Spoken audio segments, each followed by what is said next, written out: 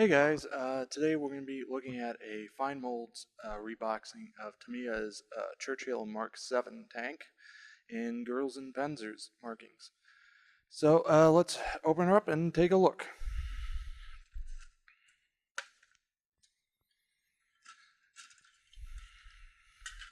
Now, one thing I noticed on this kit right away with these rubber tracks is that they are of a very high quality. In the past, I've made a lot of comments not liking these kinds of tracks, but on these, they've done a good job. They have the right look, and they actually feel pretty sturdy, and should go together and come out looking great once you assemble the kit.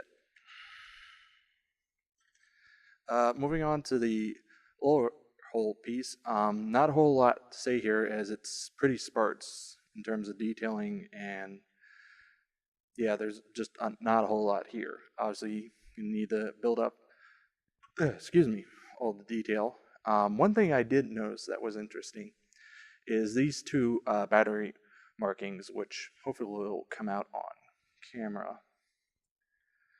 So, by the looks of it, this kit's also intended to potentially be motorized, so that's something to be aware of. Now, moving on to the main upper hull piece, this is where you can really see the quality that Tamiya puts into their kits. It comprises a single main hull piece plus the front fenders molded separately.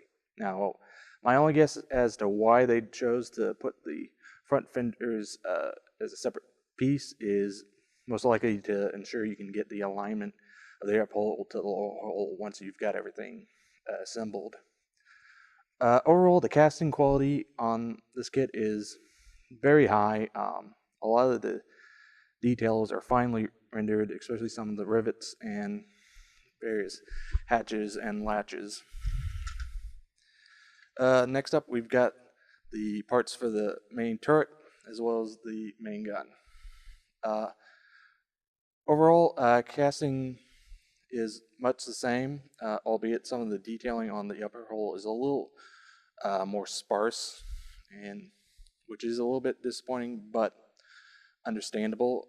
There is no internal detailing on these parts though, so obviously if you want to build the kit with open hatches, you need to look elsewhere for detail parts.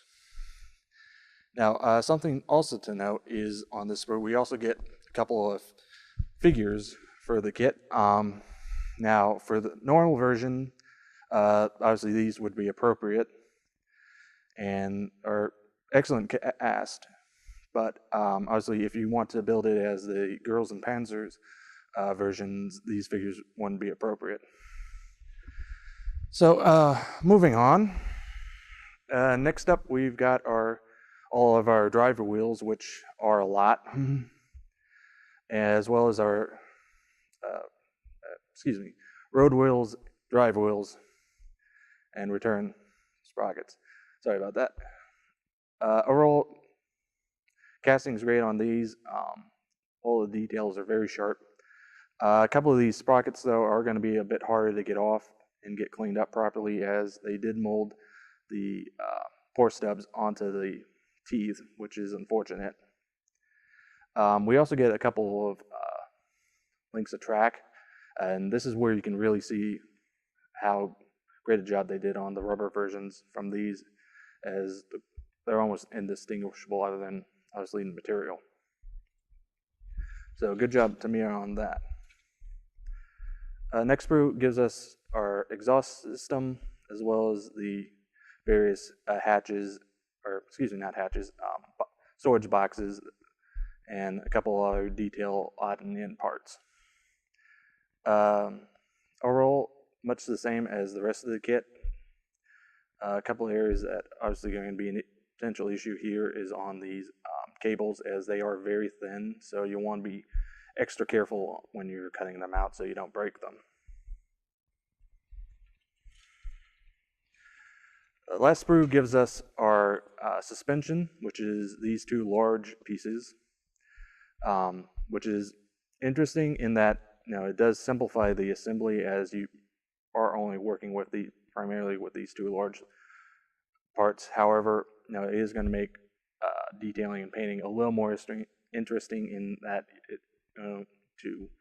obviously you want to make sure you do a good job of getting the paint and whatever else you want to do to them up into all the recesses. We also have side skirts parts on the sprue, again detailing much like the upper hull, sharp and nicely finely detailed. We also have our hatches and a couple more fenders. Overall, great kit by Tamiya in terms of the casting quality as well as the detail. I now have a helper cat trying to help me put these parts back. As far as the decals go, we're given markings for a single tank. Obviously, if you wanted to, you could probably scan these in and then reproduce them as you need to.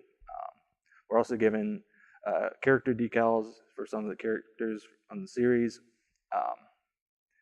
Again, don't see how they're going to be much use. You might, since they are a little bit out of scale.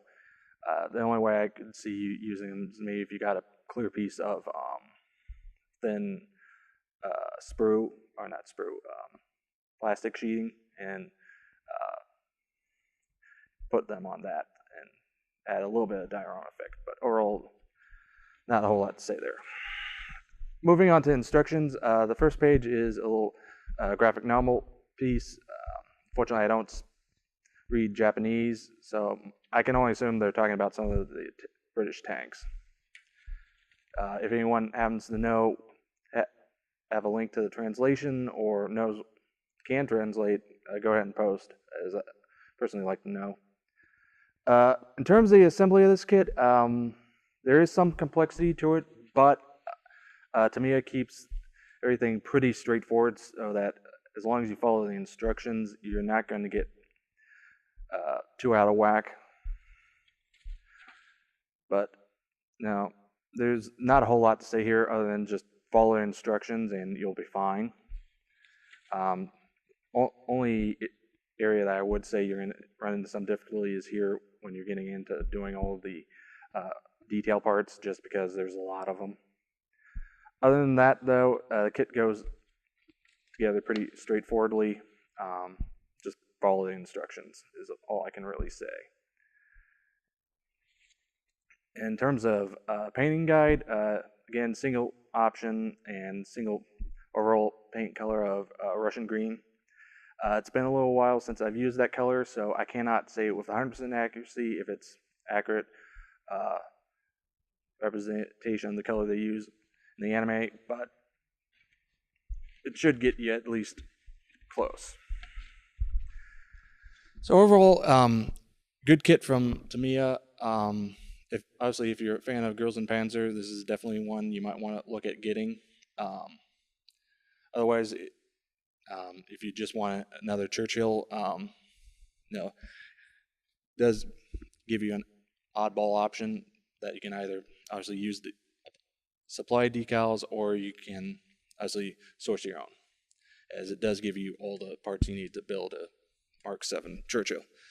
So yeah, that was a look at fine molds boxing of Tamiya's 1/35th scale Churchill Mark 7. Until next time.